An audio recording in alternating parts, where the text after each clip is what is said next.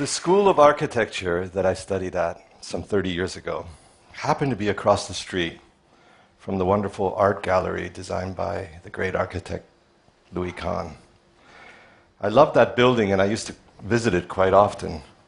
And one day I saw the security guard run his hand across the concrete wall. And it was the way he did it, the expression on his face. Something touched me. I could see that the security guard was moved by the building and that architecture has that capacity to move you. I could see it and I remember thinking, wow, how does architecture do that? At school, I was learning to design, but here was a reaction of the heart. And it touched me to the core. You know, you aspire for beauty, for sensuousness, for atmosphere, the emotional response. That's the realm of the ineffable and the immeasurable. And that's what you live for, a chance to try. So in 2003, there was an open call for designs for the Bahai temple for South America. This was the first temple in all of South America. It's a continental temple, a hugely important milestone for the Baha'i community because this would be the last of the continental temples and would open the door for national and local temples to be built around the world. And the brief was deceptively simple and unique in the annals of religion. A circular room, 9 sides, 9 entrances, 9 paths, allowing you to come to the temple from all directions. 9 symbolizing completeness, perfection, no pulpit, no sermons, as there are no clergy in the Baha'i faith. And in a world which is putting up walls, the design needed to express in form the very opposite.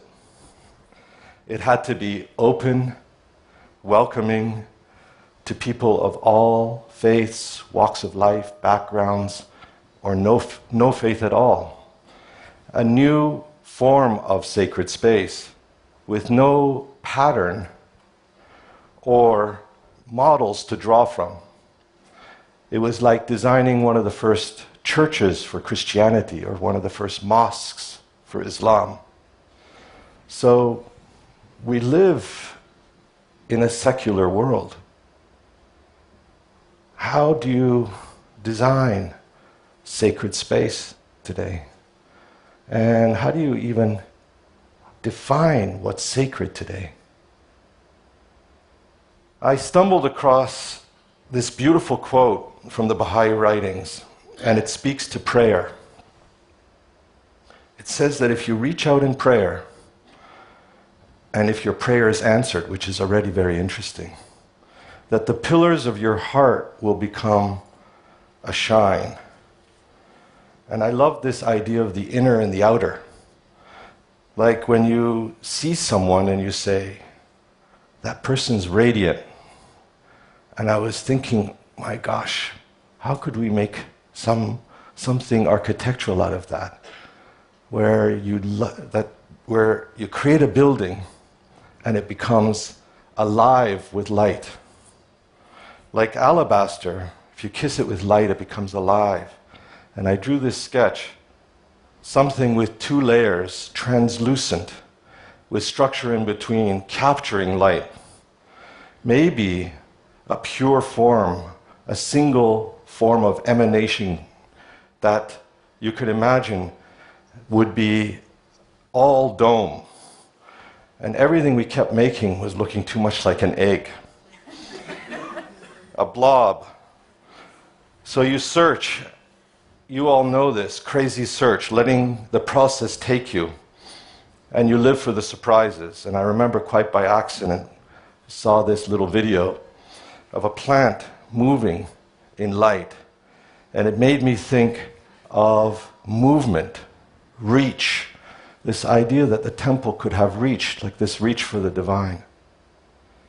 You can imagine also that movement within a circle could mean movement and stillness, like the cosmos, something that you see in many places.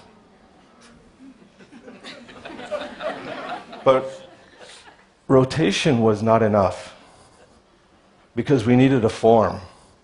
And in the Bahai writings, it talks about the temples being as perfect as is humanly possible. And we kept thinking, well, what is perfection? And I remember I stumbled into this image of this Japanese basket and thinking our Western notions of perfection need to be challenged, that this wonderful silhouette of this basket, this wonkiness, and that it has the kind of dimple of what you might imagine a shoulder or the cheekbone, and that kind of organic form.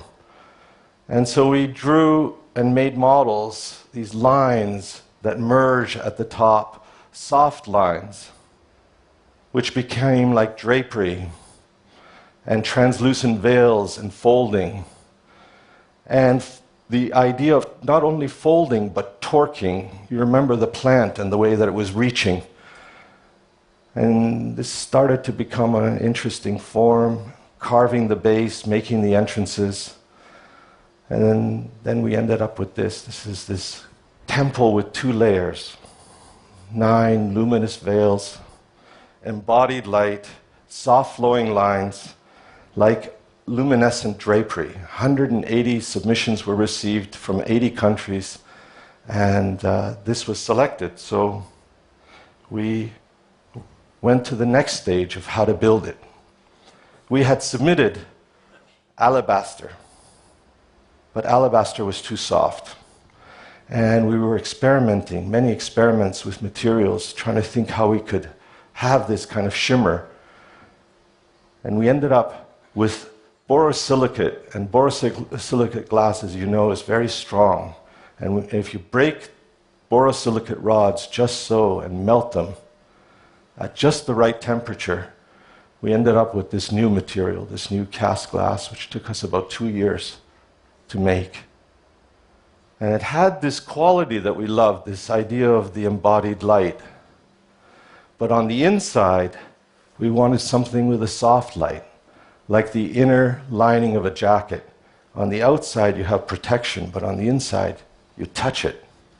So we found this tiny vein in a huge quarry in Portugal with this beautiful stone, which the owner had kept for 7 generations in his family, waiting for the right project, if you can believe it.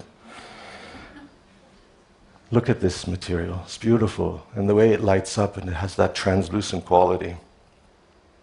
So here you see the structure. Lets the light through. And looking down, the 9 wings are bound, structurally but symbolically strong, a great symbol of unity. Pure geometry, perfect circle, 30 meters in section and in plan, perfectly symmetrical, like the idea of sacredness and geometry. And here you see the building going up. 2,000 steel nodes, 9,000 pieces of steel, 7,800 stone pieces, 10,000 cast glass pieces, all individual shapes. The entire superstructure, all described, engineered, fabricated with aerospace technology, prefabricated, machine to machine, robotically. A huge team effort, you can imagine, of literally hundreds. And within 3% of our $30 million budget, set in 2006. 9 wings bound together, forming a 9-pointed star. And the star shape moving in space, tracking the sun.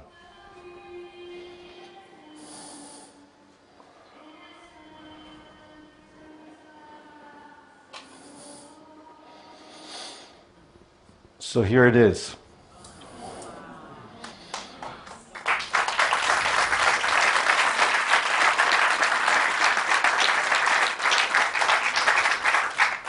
hopefully a befitting response to that beautiful quote, a prayer answered, open in all directions, capturing the blue light of dawn, tent-like white light of day, the gold light of the afternoon, and of course at night, the reversal.